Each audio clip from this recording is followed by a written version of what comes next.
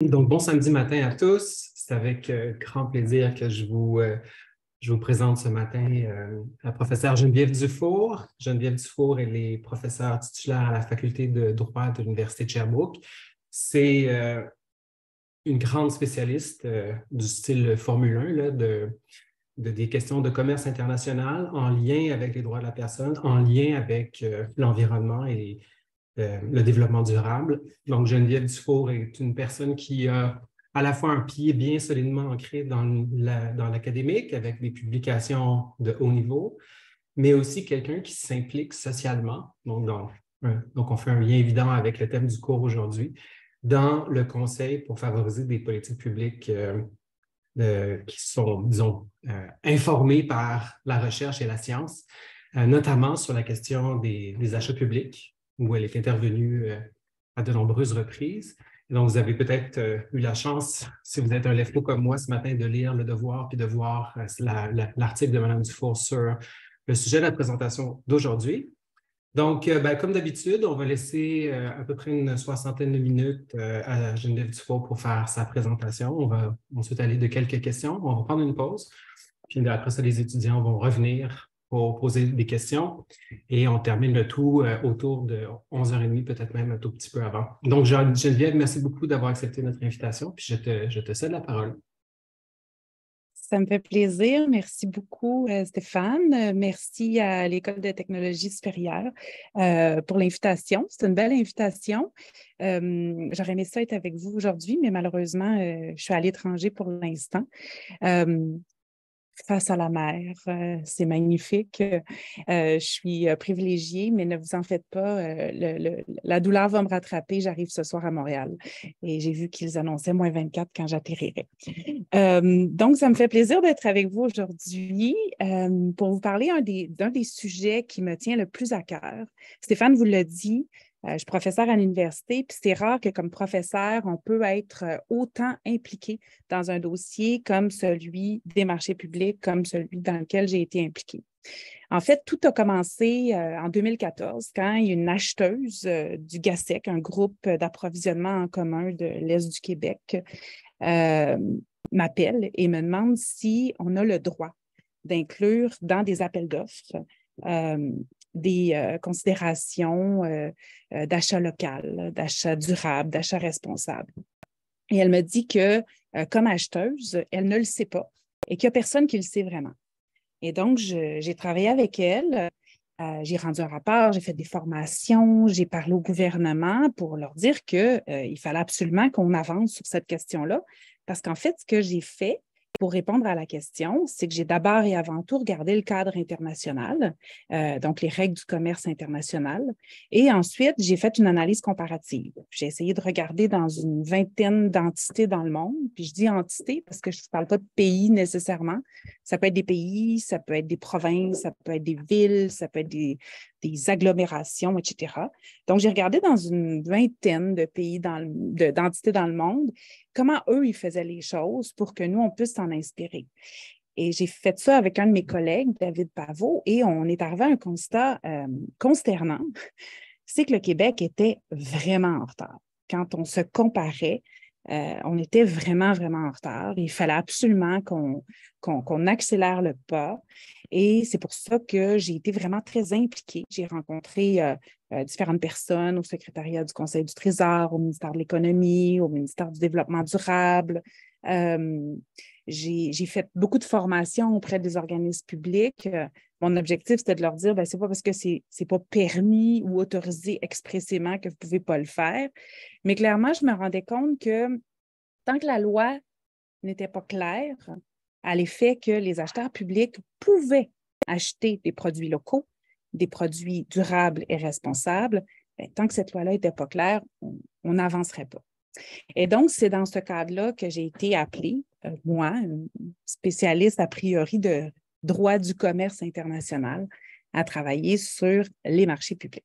Donc, c'est un peu ça dont je veux vous parler aujourd'hui, l'achat durable, local, responsable, dans le cadre des marchés publics, puis voir avec vous Stéphane, tu peux avancer. On a un petit problème technique ce matin. C'est Stéphane qui va avancer mon PowerPoint.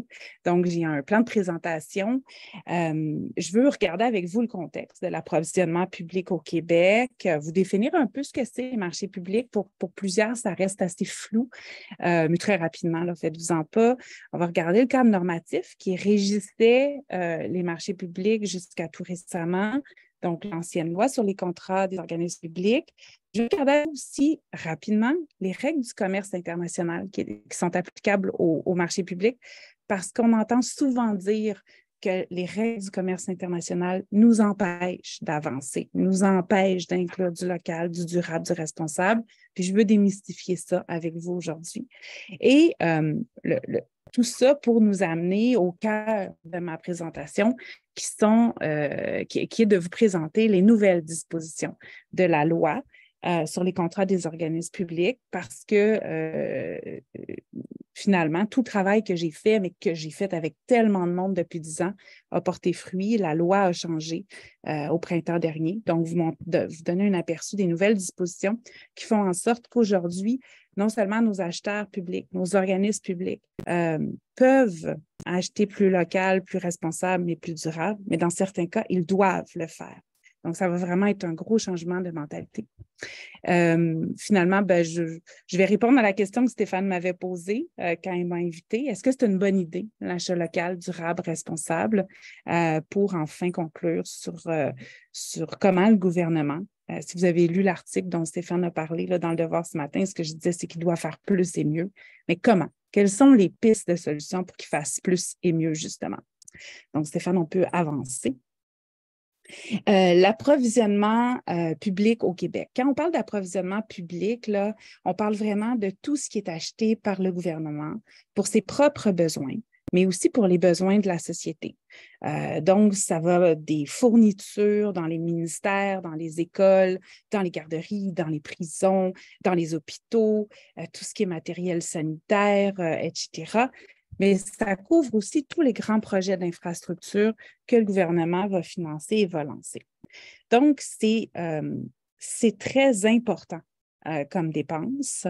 L'OCDE chiffre chaque année le pourcentage des marchés publics par rapport au PIB, considère qu'en moyenne, les marchés publics représentent dans les pays développés 12 du PIB. Au Canada, ça représente un peu moins de 14 Ça inclut là, l'État fédéral, les provinces, mais aussi tout ce que les villes peuvent acheter ou lancer comme projet d'infrastructure. Donc, c'est gigantesque, gigantesque. On parle de milliards et de milliards de dollars. Avec la pandémie, les marchés publics ont pris encore plus d'importance parce que les gouvernements, bon, d'une part, ont voulu réagir à la pandémie, mais en plus, face certaines crises économiques ou en tout cas une déstabilisation économique, ils ont voulu injecter de l'argent injecter de l'argent dans l'économie, partir des grands projets. Donc, clairement, les marchés publics prennent une part encore plus importante dans le contexte post-pandémique. Bref, ce que je veux que vous reteniez, c'est que l'État, et en l'occurrence l'État québécois, est le plus gros acheteur. C'est celui qui a le pouvoir de déterminer ce qui sera offert sur le marché. Autrement dit, l'État québécois a le pouvoir de structurer le marché. Par exemple, si le Québec décide demain matin que l'ensemble des denrées alimentaires qui vont être vendues dans les écoles, qui vont être offertes dans les hôpitaux, dans les prisons, etc., doivent provenir de serres alimentées d'hydroélectricité ou d'énergie renouvelable, bien, croyez-moi que demain matin, nos agriculteurs vont modifier leur façon de faire. S'ils décident que ces mêmes produits doivent être biologiques ou répondre à une certaine certification, bien, la majorité des agriculteurs, s'ils ne veulent pas perdre leurs plus gros acheteurs, vont modifier leur façon de faire. Donc, le Québec, en tant que plus gros acheteur, a vraiment cette capacité de structurer le marché. Et c'est pour ça que je me bats depuis 10 ans parce que je considère qu'on peut utiliser cet outil-là pour faire avancer la cause de la protection de l'environnement, la cause de la protection des droits humains, puis ça, je vais y revenir, mais aussi encourager notre économie locale, faire en sorte que notre économie prenne de l'ampleur, encourager nos producteurs, nos fournisseurs de biens et de services. Au final, pas nécessairement, mais très souvent, c'est bon pour l'environnement, puis c'est bon pour les droits humains. Stéphane, on peut avancer. On arrive à la portion un peu plus juridique, mais faites-vous-en pas, ça va bien se faire. On va faire ça doucement, puis je vais y aller assez rapidement.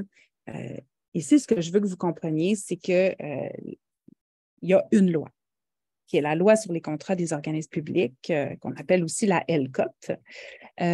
Cette loi-là, c'est celle qui est la loi d'application générale qui encadre les organismes publics, les acheteurs publics, lorsqu'ils décident d'acheter, de lancer des projets. Donc, c'est tout ce qui concerne là, comment est-ce qu'on peut lancer un appel d'offres, selon quelle procédure, à partir de quel seuil on doit lancer un appel d'offres, quand est-ce qu'on peut conclure un contrat de gré à gré, etc. Et donc, c'est la loi qui est applicable de manière générale. Mais le cadre normatif est beaucoup plus complexe, puis évidemment, en 1 heure, on ne va pas couvrir ça aujourd'hui. Mais je veux que vous sachiez qu'il y a une panoplie de règlements qui viennent s'appliquer. Il y a une autre multitude de lois, de règlements, de décrets qui s'appliquent au droit des marchés publics.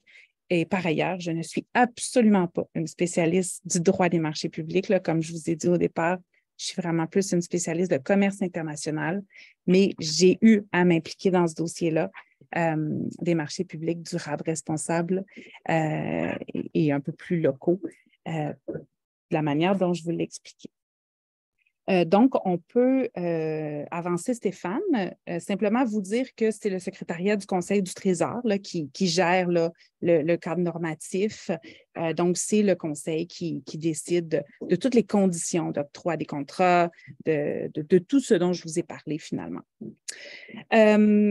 L'ancienne loi, parce que je vous l'ai bien dit, là, j'ai brûlé le punch, la loi a été modifiée au printemps dernier. L'ancienne loi, donc quand je vais vous parler de la loi, là, je vous parle vraiment de la loi sur les contrats des organismes publics, la LCOP, celle qui a été modifiée au printemps dernier. L'ancienne loi n'encourageait pas vraiment l'achat local, l'achat écologique ou socialement responsable. En fait, on permettait dans certains cas de l'achat régionalisé, puis on disait aux acheteurs publics que lorsqu'ils évaluaient leurs besoins, donc avant de lancer un appel d'offres ou de conclure un contrat, il faut évaluer nos propres besoins. Donc, dans le cadre de l'évaluation de leurs besoins, ils devaient le faire en prenant en compte le développement durable. C'est ce qu'on disait. C'est la seule chose qu'on disait. Donc, clairement, ce n'était pas très directif. Et le résultat, il était là. Il y avait très peu d'achats locaux, il y avait très peu d'achats durables et responsables. Moi, j'ai donné suffisamment de formation dans des organismes, à des acheteurs publics pour comprendre que si le texte de loi n'est pas ultra directif et très clair, les acheteurs ont peur de se faire taper sur les doigts et finalement d'avoir des appels d'offres infructueux, de faire en sorte qu'ils aient besoin de recommencer.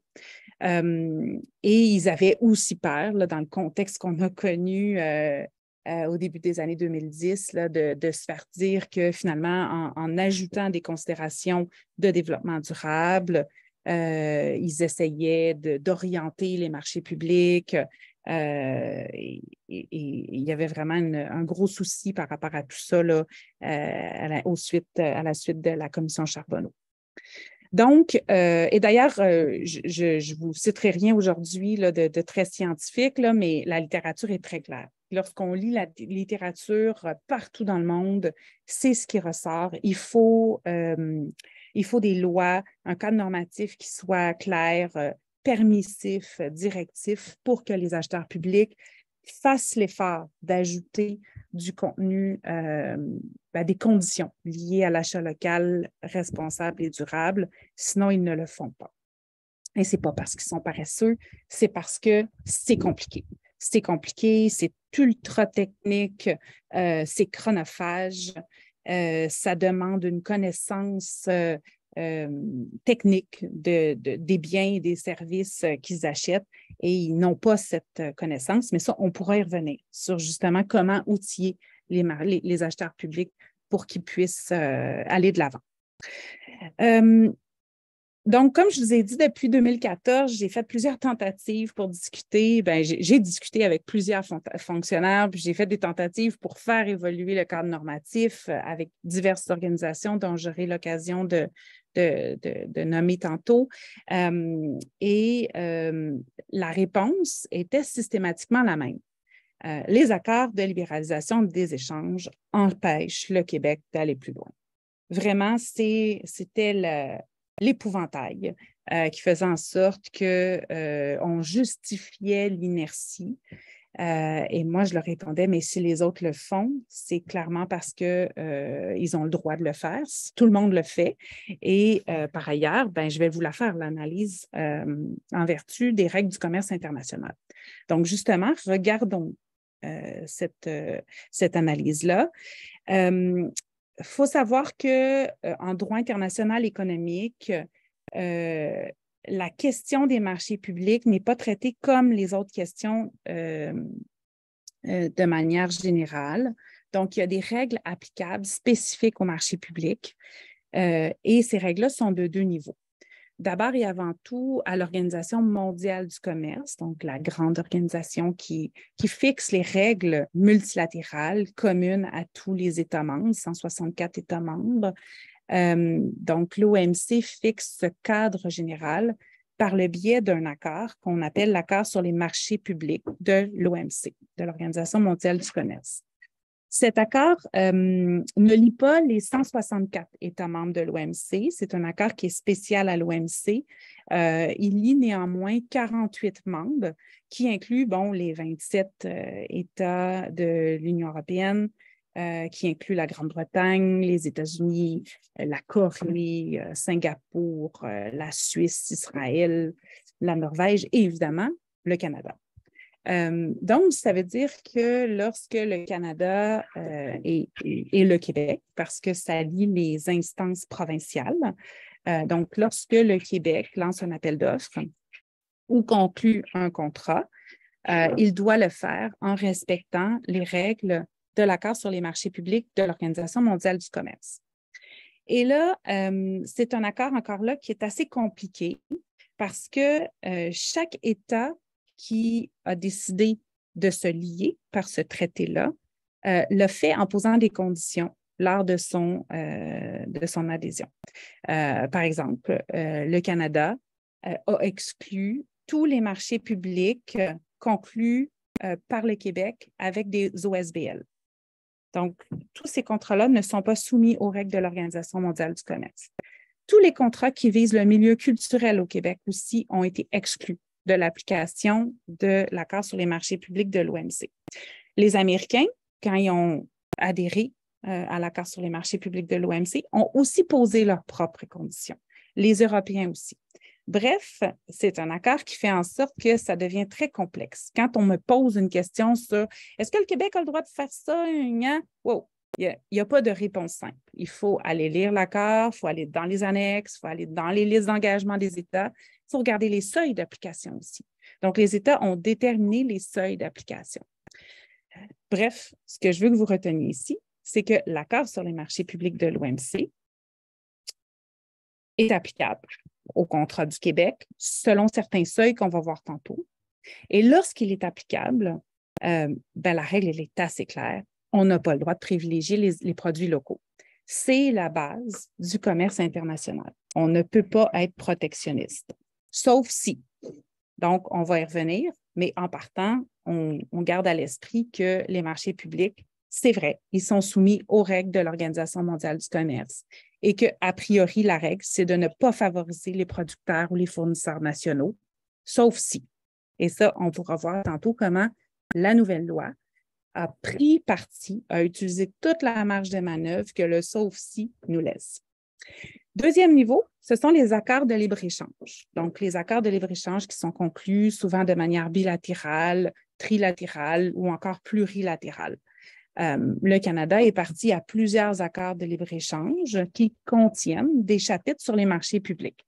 Donc, il faut aussi être soucieux de s'assurer du respect des règles prévues dans ces accords-là lorsqu'on parle de marché public.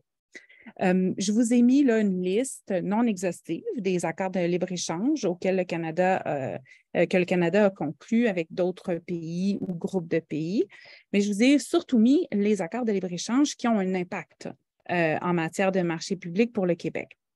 D'abord et avant tout, l'accord de libre-échange canadien.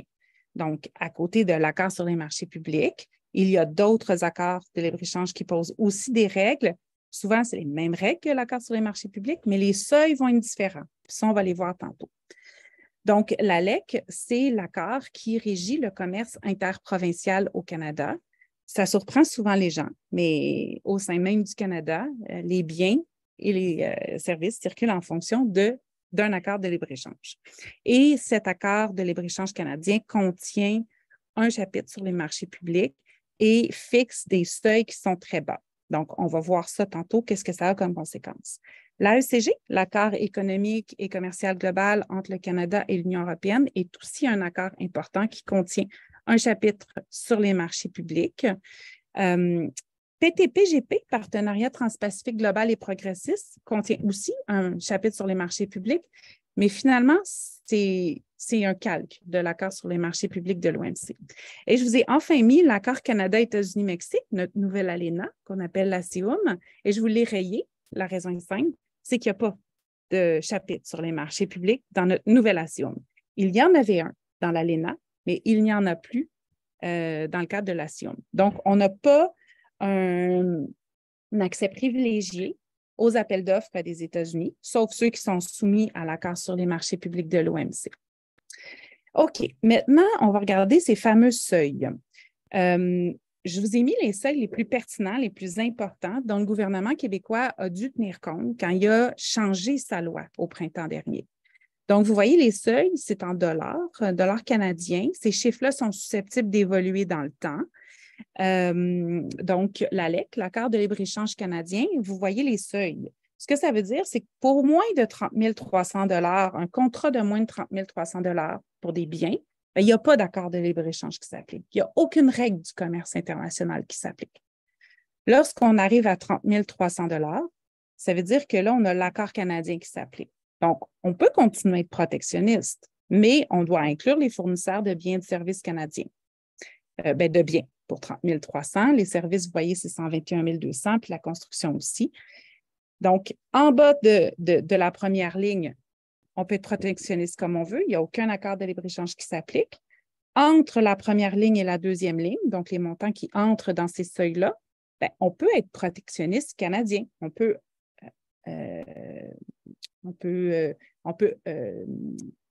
exiger que les biens et les services soient fournis au Canada. Et au-delà de la deuxième ligne, jusqu'à la troisième ligne, encore là, on peut être protectionniste, mais là, il faut inclure les Européens. Et c'est lorsqu'on arrive à des projets pour l'achat de biens au-delà de la troisième ligne que là, on doit absolument respecter les règles du commerce international. Et là, ben, il n'y a pas de possibilité d'avoir des exigences locales. C'est vraiment un coup d'œil rapide. L'idée, là, c'était vraiment de vous donner une idée pour que vous compreniez justement la slide que Stéphane vient d'afficher. Si on résume, oui, c'est parfait, tu pouvais la mettre, Stéphane. Donc, si on résume, parfait, avec ce que je viens de vous expliquer, est-ce qu'on peut inclure des considérations d'achat local, d'achat durable, vert ou d'achat responsable, socialement responsable dans les appels d'offres, dans les contrats, dans le cadre des marchés publics? Bien, la réponse est là. On peut inclure de l'achat local si on est en dessous des seuils ou s'il y a une exemption. Rappelez-vous, tout contrat, par exemple, au Québec avec une OSBL, peu importe son montant, est exclu des accords. Donc, on peut être entièrement protectionniste. Dans le domaine culturel aussi. Puis, il y en a plein d'autres, des exceptions. Donc, c'est possible de privilégier l'achat local lorsqu'on est en dessous des seuils. L'achat vert, C'est permis en toutes circonstances. Quand on regarde l'accord sur les marchés publics de l'OMC, il y a même une disposition qui prévoit que les États peuvent exiger des conditions de développement durable. Ce n'est pas exactement comme ça qu'ils le disent, mais il n'y a aucun problème. De toute façon, le droit de l'OMC, malgré la croyance populaire, c'est toujours monté très ouvert aux considérations de développement durable et plutôt de protection de l'environnement lorsque ça n'amenait pas des restrictions déguisées au commerce ou du favoritisme à l'égard de certains États. Mais ça, on pourrait revenir. Mais bref, moi, je suis très optimiste par rapport à cette question-là, quant à savoir si les États peuvent inclure du développement durable, la protection de l'environnement dans leurs appels d'offres. Oui, tout à fait. À moins que ce soit fait de mauvaise foi, à moins que ce soit fait pour contourner les règles. Et l'achat socialement responsable. Et quand on parle d'achat socialement responsable, on parle d'un achat qui est respectueux des droits humains, des normes du travail, mais de manière plus globale, des droits humains. Là, ici, c'est plus... ça serait plus long à vous faire cette démonstration-là, mais croyez-moi, sur parole, il n'y a rien qui l'interdit. Il n'y a rien qui interdit l'achat socialement responsable dans les accords de commerce. À l'OMC, il n'y a rien qui l'interdit. Longtemps, on a vu beaucoup d'obstacles. Ça, c'est vrai, il y a plusieurs obstacles qui ont été posés par la jurisprudence qui nous empêchaient de croire qu'on pouvait limiter le commerce international à des fins de protection des droits humains, à des fins de protection des normes du travail. Mais les choses évoluent à vitesse grand V. Et j'ai l'impression que, compte tenu des développements, non seulement à l'OMC, mais compte tenu de tout ce qui se passe au niveau des accords de libre-échange qui, eux, incluent de plus en plus de considérations liées à la protection des droits humains, il n'y a rien qui l'interdit. Et comme je vous disais, parce qu'on se compare, on se console, quand je compare le cadre normatif des autres entités dans le monde, ben, elles incluent très largement, majoritairement, des considérations liées aux droits humains dans leurs appels d'offres. Donc, voilà. Donc, on peut passer à la slide suivante, qui nous amène finalement au cœur là, de la présentation d'aujourd'hui, la révision de la LCOP, de la loi sur les contrats des organismes publics. On le sait, très vite durant la pandémie, on s'est rendu compte de notre dépendance du marché mondial pour se procurer certains biens et services, certains qui étaient en plus essentiels. Hein. On parle de produits alimentaires, de produits médicaux, de produits pharmaceutiques, de matériel sanitaire. Bref, la pandémie nous a fait prendre conscience de notre dépendance. Il y a tout un mouvement là, vers un raccourcissement des chaînes d'approvisionnement. La guerre en Ukraine a encore plus déstabilisé notre conception par rapport à notre dépendance vis-à-vis des autres. On parle maintenant non seulement d'un raccourcissement ou d'une régionalisation des chaînes de production, mais on parle aussi de devenir un peu plus souverain dans notre capacité à produire les choses. Puis là, ben, je ne suis pas en train de dire qu'il faut que le Québec produise tout. Ça peut être fait avec des groupes de pays amis, qu'on appelle le allied sharing ou le friend sharing. Bref, c'est dans toute cette mouvance-là que le gouvernement québécois a décidé de revoir le cadre général sur les marchés publics parce qu'il s'est rendu compte que c'était une façon de faire en sorte que le Québec s'approvisionne un peu plus au niveau interne, ce qui, évidemment, peut avoir un effet boule de neige. Rappelez-vous là, des conférences de presse du premier ministre pendant la pandémie où il disait vraiment très précisément, expressément que le Québec devait devenir plus autosuffisant. Pour ceux qui s'intéressent, Stéphane Paquin et moi-même, on avait écrit un article qui a été publié soit dans Le Devoir, soit la presse, là, je ne me rappelle plus, sur ces déclarations où on essayait de prendre un peu de recul et de nuancer. Mais il n'en demeure pas moins là, que c'est dans ce contexte-là que le gouvernement a décidé de changer la loi sur les contrats des organismes publics. Évidemment, avant de changer la loi, le gouvernement a procédé à une analyse d'impact. Quand on lit l'analyse d'impact, là, on perçoit clairement la motivation du gouvernement. L'analyse d'impact date d'octobre 2021. On note, et je vais vous citer l'analyse d'impact, les entreprises québécoises ont été très affectées par les perturbations économiques. La pandémie a révélé la vulnérabilité des économies dépendantes du marché mondial. Je passe certaines parties, là, mais de nombreux acteurs de la société québécoise, notamment des citoyens et des entreprises, sont maintenant davantage sensibles aux diverses dimensions du développement durable. Et les organismes publics n'utilisent pas toutes les marges de manœuvre permises par le cadre normatif applicable aux contrats publics et par les accords de libéralisation des marchés publics pour maximiser l'achat québécois et le développement durable. Donc, au terme de ce constat, l'analyse d'impact nous oriente très facilement vers la conclusion suivante. Si les acheteurs publics n'utilisent pas toute la marge de manœuvre, il faut faire en sorte qu'on les oblige ou qu'on les oriente très clairement. Et on peut aller vers Voilà. Donc, l'analyse d'impact, là, je vous disais, datait d'octobre 2021. Et donc, dès février 2022, le gouvernement a divulgué un document intitulé « Pour des marchés publics innovants, priorité à l'achat québécois, l'État donne l'exemple ». Et dès le début, on y lit le message du premier ministre qui figure en préface. Oups, tu peux revenir avant, Stéphane? Oups, oui.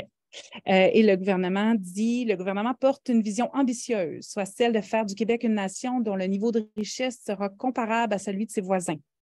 En donnant la priorité à l'achat québécois, nous allons créer de la richesse et réduire notre dépendance vis-à-vis de l'extérieur en nous appuyant sur les talents, sur le savoir-faire et sur les ressources dont le Québec dispose.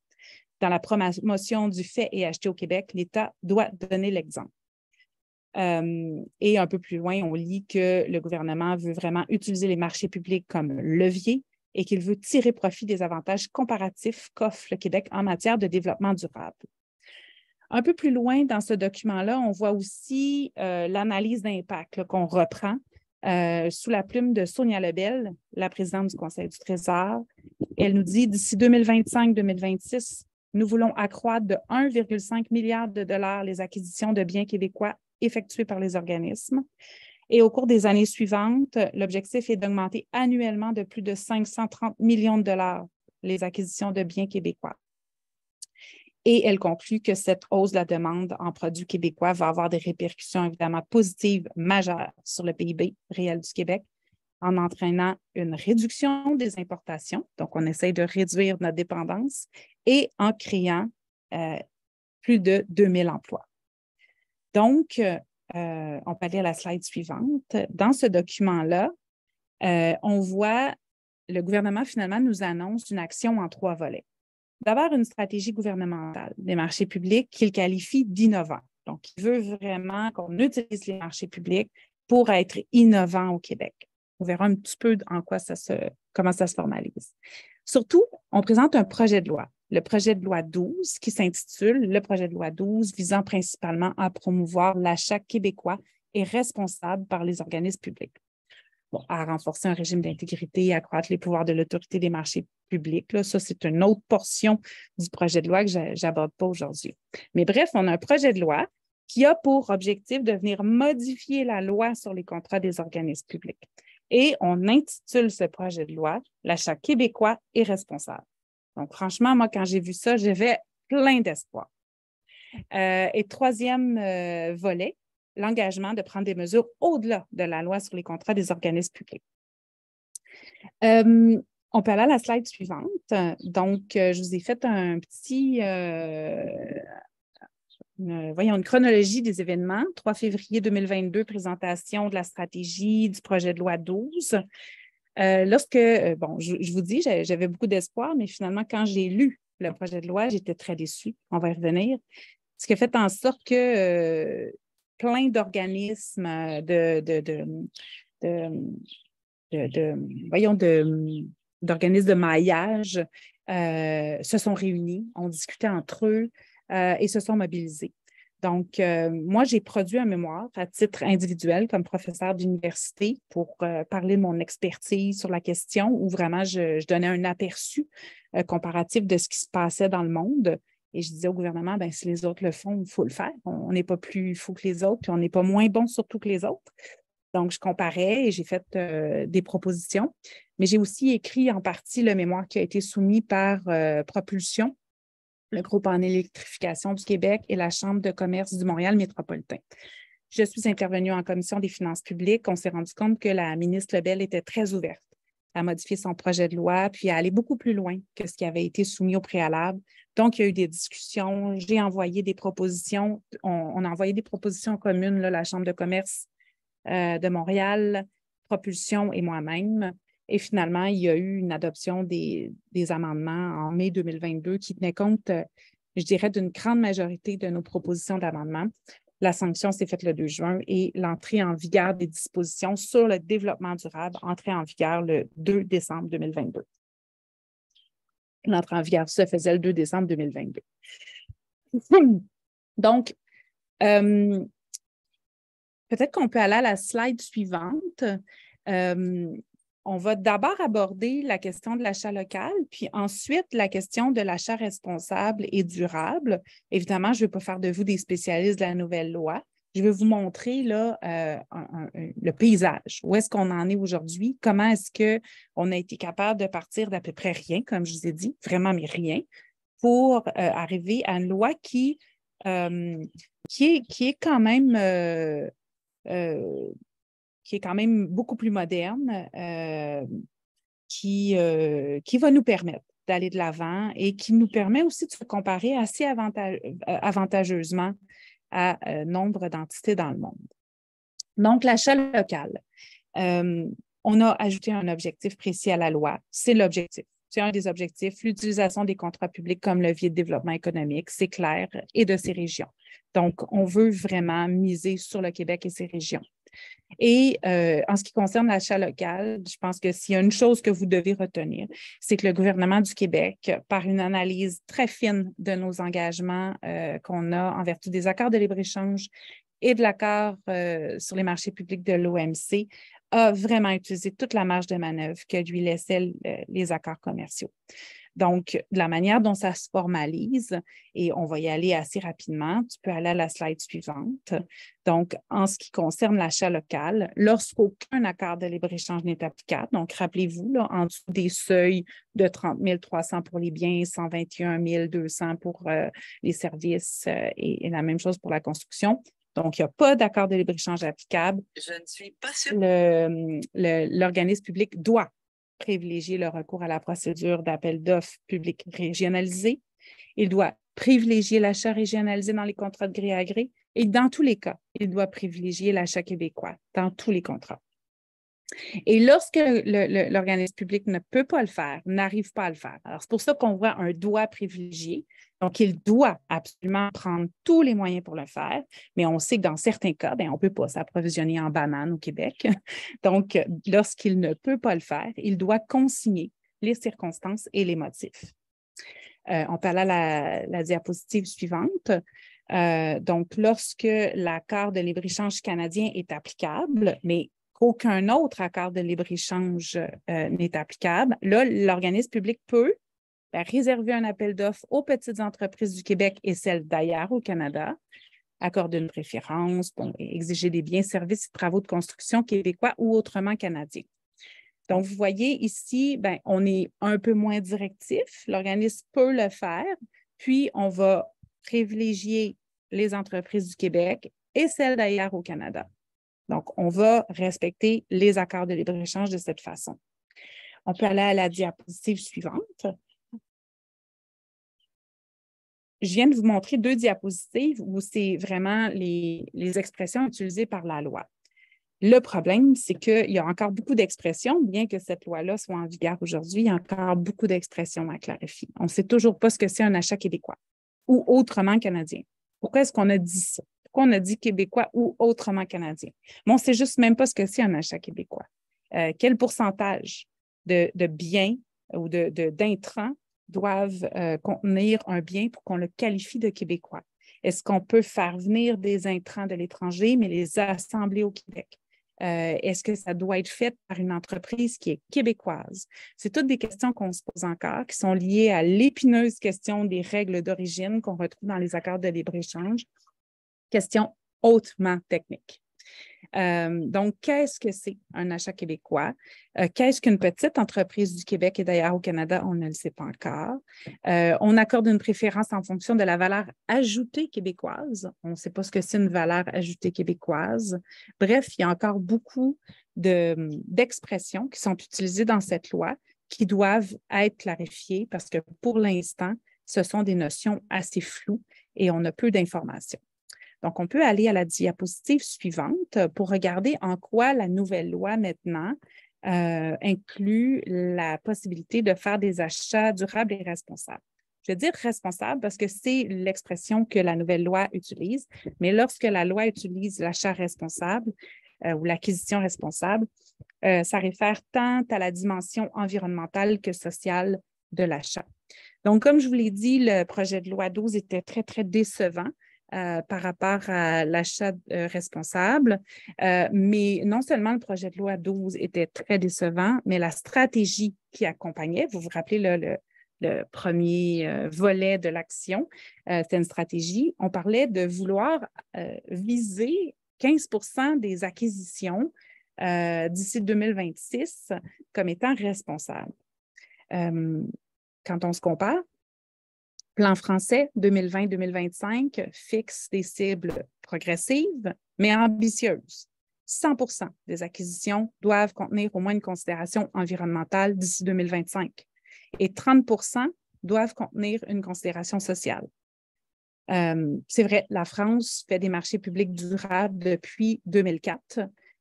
Donc, on peut se dire qu'on ne peut pas être aussi avancé qu'eux. Mais quand même, 15% versus 100%. Au niveau des acquisitions vertes, je trouve qu'il y a un énorme fossé. Et lorsqu'on regarde la Tunisie, qui, elle, a commencé à avoir une politique d'acquisition durable vers 2013-2014, il se fixait une ambition de 30% des acquisitions durables pour la fin 2022. Donc, je pense que le Québec aurait pu être beaucoup plus ambitieux. Donc, comme c'était très décevant, on a fait tout le processus dont je vous ai parlé là, quand je vous ai fait la chronologie et le résultat, je vous l'ai annoncé. On a aujourd'hui un projet de loi beaucoup plus précis qui se compare sur plusieurs points aux cadres normatifs étrangers les plus évolués. Franchement, au niveau normatif, ce qui est inclus dans la loi, c'est très bien, mais ça reste perfectible. On pourrait aller beaucoup plus loin dans la loi, mais surtout, on va pouvoir en parler à la fin. On pourrait outiller les acheteurs pour être très performants. Donc, on peut aller à la diapositive suivante.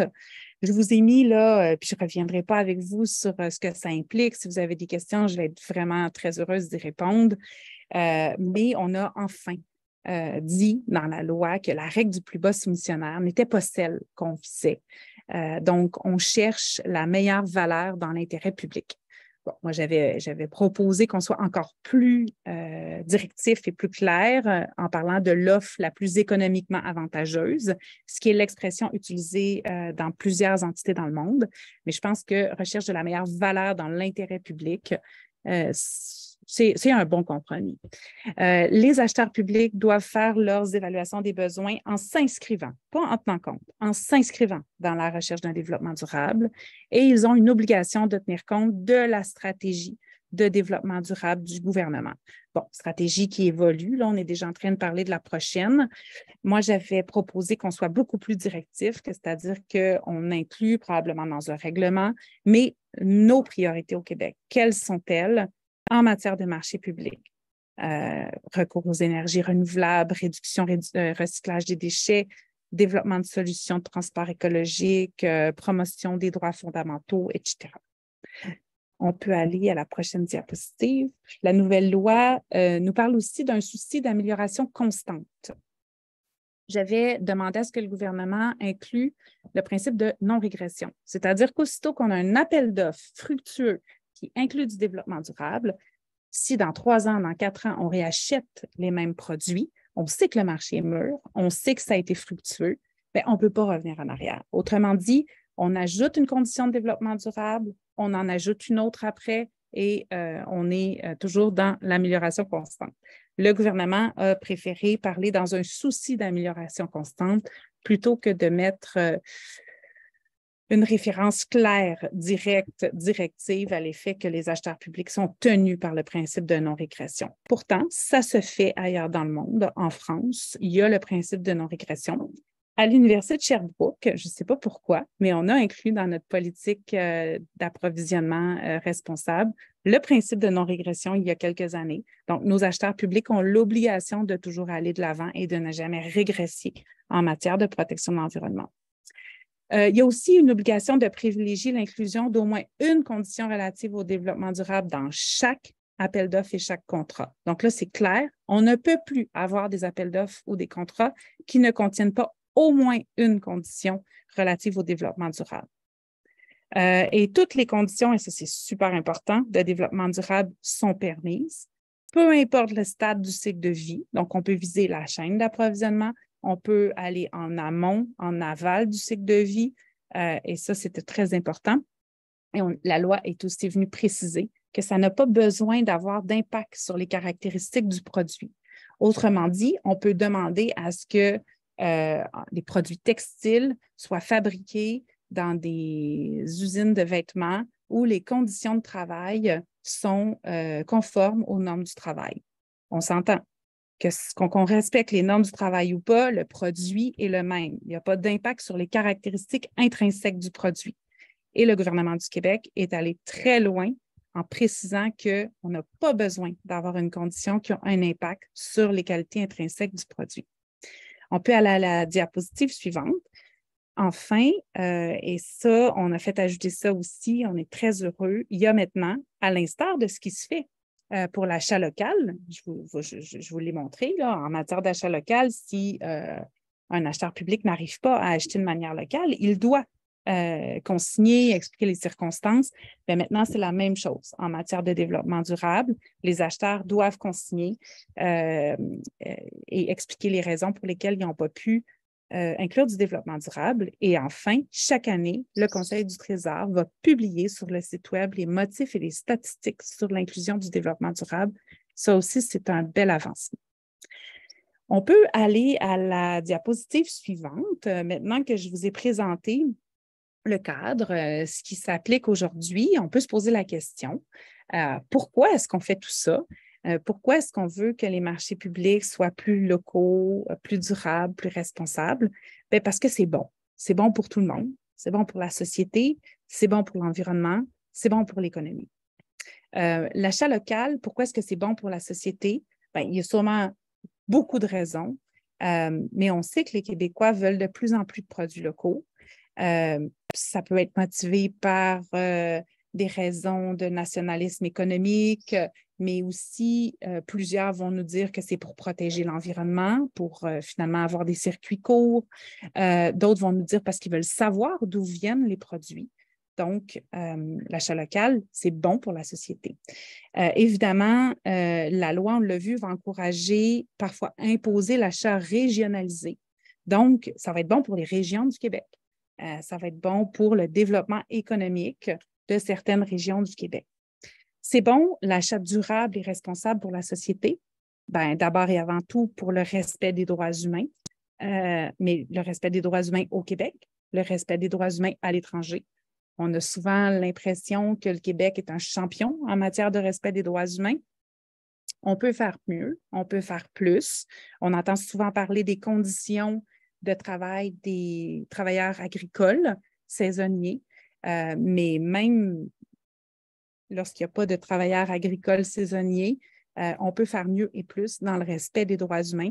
Et les marchés publics, c'est un excellent levier pour faire en sorte que les entreprises aillent vers l'avant, se développent dans ce respect-là, dans l'équité, dans l'inclusion, dans le respect des normes du travail, etc. C'est bon pour l'environnement, évidemment. L'achat local, comme je vous le disais, on privilégie plus souvent les circuits courts, ça diminue en général les gaz à émissions, les émissions de gaz à effet de serre liées au transport. Mais attention, je dis souvent quand je donne des formations aux acheteurs publics, l'achat local, qu'est-ce que ça veut dire? Qu'est-ce que ça veut dire pour vous? Le gouvernement du Québec considère l'achat local comme étant de l'achat québécois. Quand on est à Montréal puis qu'on fait venir des produits de l'Abitibi, c'est plus loin que lorsqu'on les fait venir de Plattsburgh. Donc, il faut quand même se poser ces questions-là. Quelles sont nos motivations? Après ça, chaque acheteur public peut décider en fonction de ses besoins, mais il faut faire attention de ne pas faire de raccourcis. L'achat local n'est pas nécessairement plus écologique. Puis là, je ne vais même pas dans la manière dont les produits ont été fabriqués, parce qu'on peut avoir un produit local qui a été fabriqué dans des conditions épouvantables pour l'environnement et faire venir un produit qui est moins émetteur d'émissions de gaz à effet de serre, de gaz à effet de serre à l'étranger. Bref, il n'y a rien de simple en la matière. Évidemment, quand on ajoute des conditions liées à la protection de l'environnement dans un appel d'offres, dans un contrat, ben, on vise une meilleure protection de la biodiversité, une élimination du gaspillage, une diminution des émissions de gaz à effet de serre. On peut aussi viser à acheter des produits faits dans des conditions qui limitent la déforestation. On peut éviter d'acheter des matériaux polluants. On peut décider aussi de prendre en compte l'ensemble du cycle de vie d'un produit. Donc, voir, par exemple, à sa réutilisation dans une optique d'économie circulaire, la valorisation des déchets. Mais on peut aussi, et ça, c'est si simple, faire en sorte qu'on augmente l'espérance de vie d'un produit. Ça a un impact majeur sur l'environnement. C'est bon pour l'économie aussi. C'est bon pour l'économie, l'achat local. Selon l'analyse économique faite par le gouvernement dont je vous ai parlé, l'analyse d'impact, le gouvernement avait considéré, selon l'analyse, la stratégie présentée en février 2022 apportera une réduction nette des importations de 400 millions, ce qui contribuerait positivement au PIB réel. La hausse de la demande entraînerait une hausse des investissements des entreprises de l'ordre de 140 millions, la création de 2060 emplois. Ça reprend un peu les chiffres dont je vous ai parlé tantôt et permettrait donc aux industries de se valoriser, de se restructurer et permettrait d'exporter davantage de l'ordre d'à peu près de 50 millions. Évidemment, l'achat durable, pour moi, ça restructure l'économie. Là, je vous en ai déjà parlé. On exige aux entreprises d'ici de se conformer à des exigences de développement durable. On les amène à se restructurer, à restructurer aussi leur chaîne d'approvisionnement, à vérifier où ils s'approvisionnent à l'étranger comme au niveau national. Ça les oblige à innover, à sortir de leur routine, à devenir plus compétitifs. Donc, on a au final des produits qui sont beaucoup plus concurrentiels, plus durables, plus socialement responsables, des produits qui peuvent être exportés vers des marchés plus exigeants.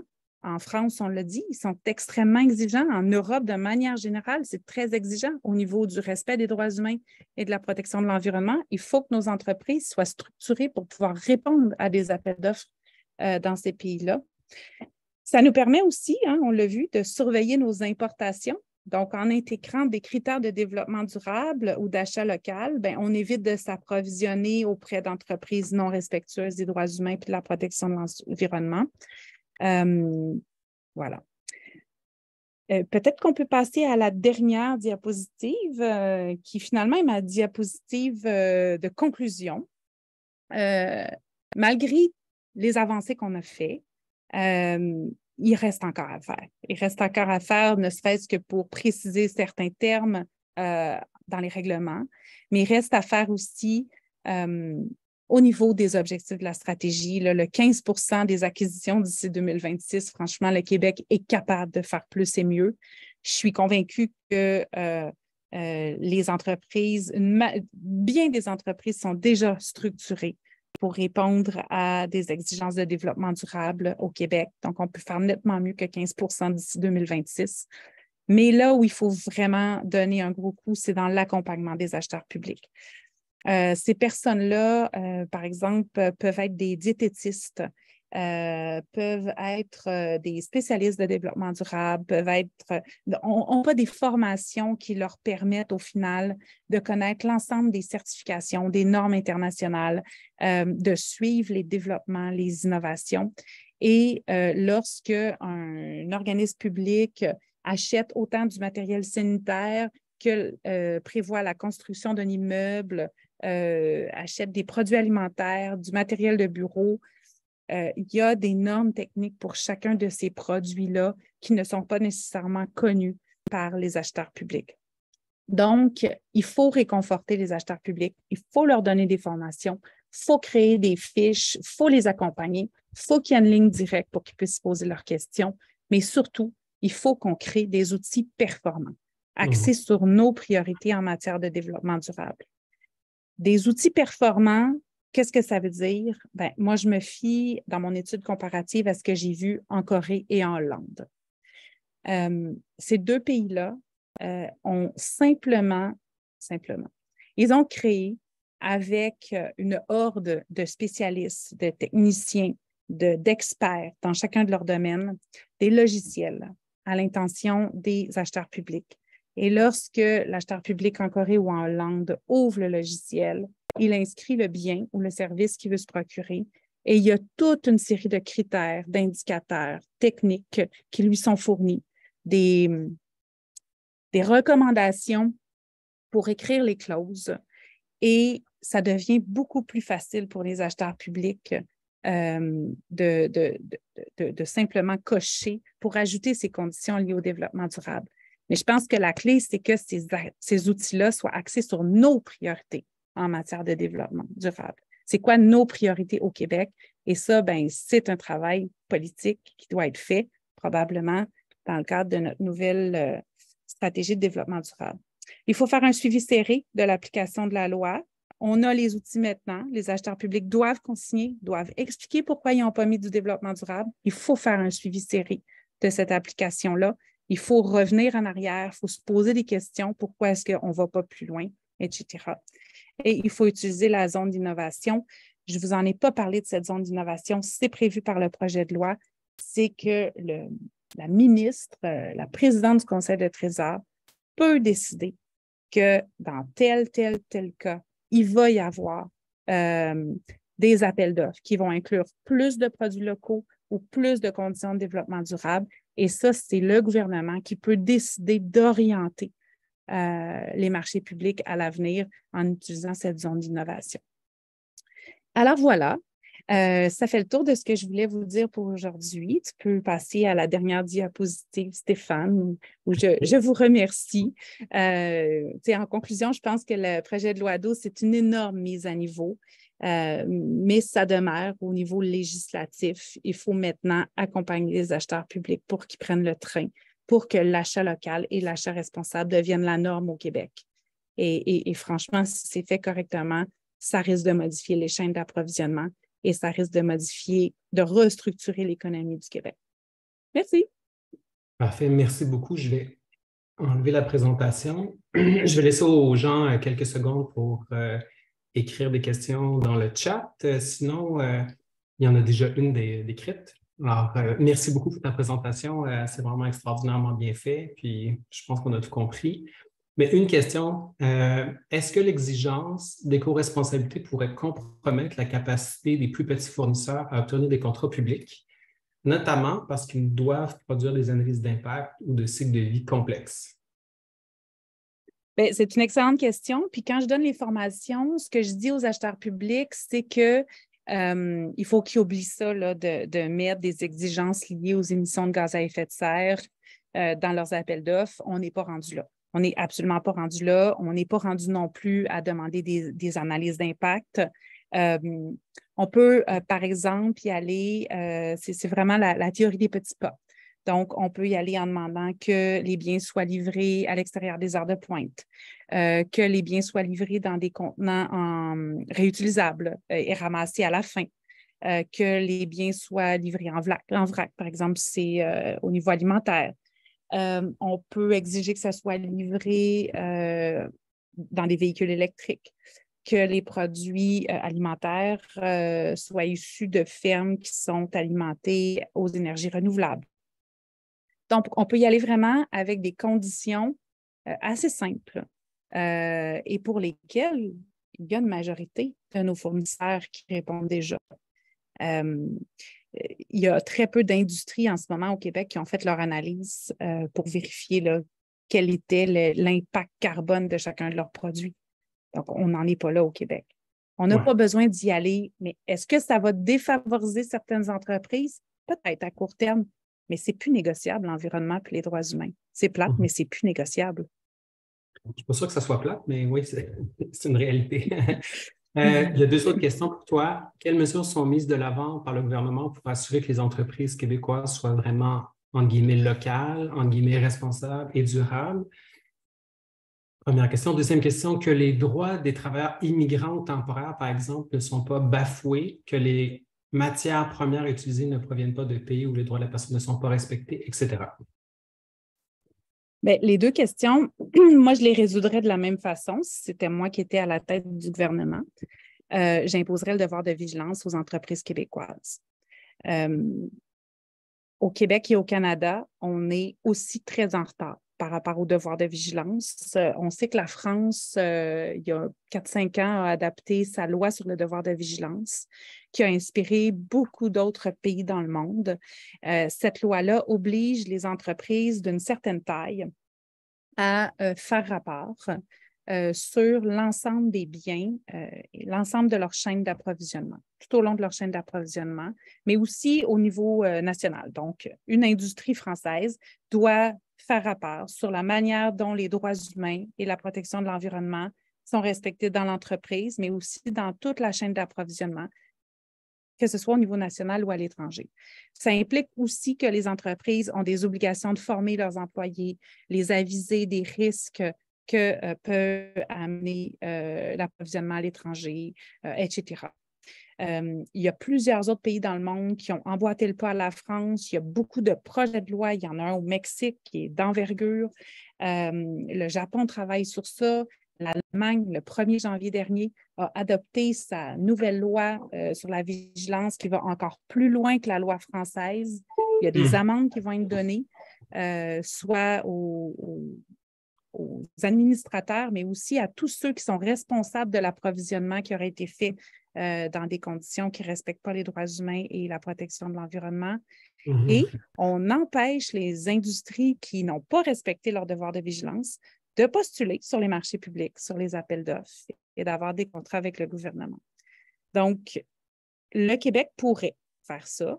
Pour l'instant, ce qu'on fait, c'est que, disons que dans un appel d'offres, on exige que les droits et principes fondamentaux du travail, il y en a 5, ce n'est pas si compliqué que ça. Si on exige que les 5 droits et principes fondamentaux du travail sont respectés dans la ferme, il faut avoir, je ne sais pas, tous les moyens de preuve sont acceptables. Mais c'est certain qu'on met de la pression sur les organismes publics pour aller vérifier.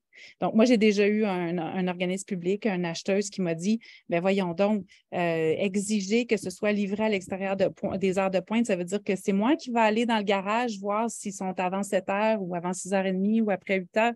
Je dis, oui, ça veut dire ça. Ça veut dire qu'il faut que quelqu'un fasse ce travail-là de vérification parfois. Mais ça, c'est comme dans tout. Donc, la personne qui t'a posé la question, Mme Timidine, écrit « Merci beaucoup pour cette présentation. Je suis maintenant un peu plus optimiste face à l'avenir. » Il y a encore 2 autres questions, mais Stanislas, je demanderais de reformuler la question. Je ne comprends pas les 4 derniers mots de la phrase, mais une question de Fanny. Moi, je la comprends. Oui, une manière renouvelable? OK. Oui. Alors, tu pourras y répondre. Sinon, l'autre question de Fanny Bonnoyer, d'après vous, si nous prenons plus l'habitude d'acheter des produits locaux dans la vie de tous les jours, est-ce que cela encouragerait les entreprises à changer leurs habitudes d'achat? Je vais commencer par répondre à la question sur les subventions. En fait, ce que je comprends, c'est que vous voulez savoir si le gouvernement se met à encourager puis même à exiger que les produits achetés dans le cadre des marchés publics soient issus d'une énergie renouvelable. Est-ce qu'il va donner des subventions pour permettre aux entreprises de se transformer? Bien, sachez que le gouvernement en donne déjà. Les fermes peuvent avoir des subventions. Il y a encore plusieurs fermes au Québec, ce n'est pas une majorité, mais il y a plusieurs fermes qui fonctionnent avec de l'huile ou avec d'autres formes d'énergie qui ne sont pas nécessairement considérées comme des énergies renouvelables. Donc, il y a déjà des subventions qui sont faites pour ça. Oui, et c'est permis. Ce n'est pas des subventions qui, a priori, semblent illicites au regard du droit de l'Organisation mondiale du commerce.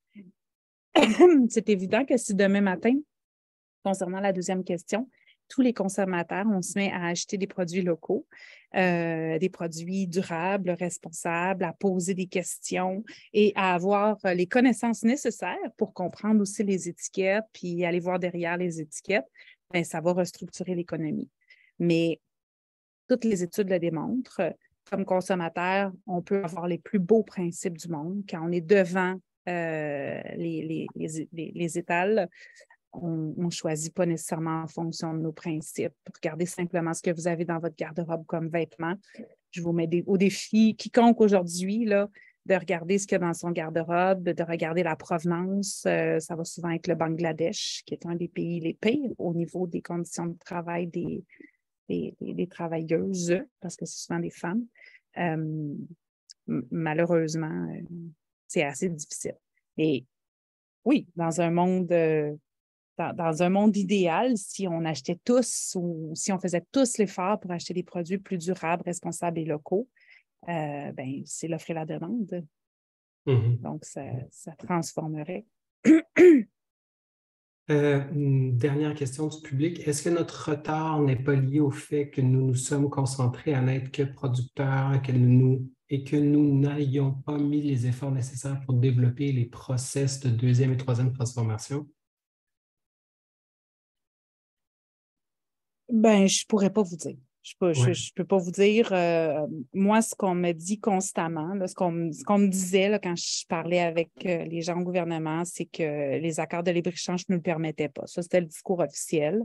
Mais ce que je sentais derrière ça, c'est qu'il y avait certaines industries qui craignaient d'être exclues des appels d'offres si on mettait plus de considération de développement durable.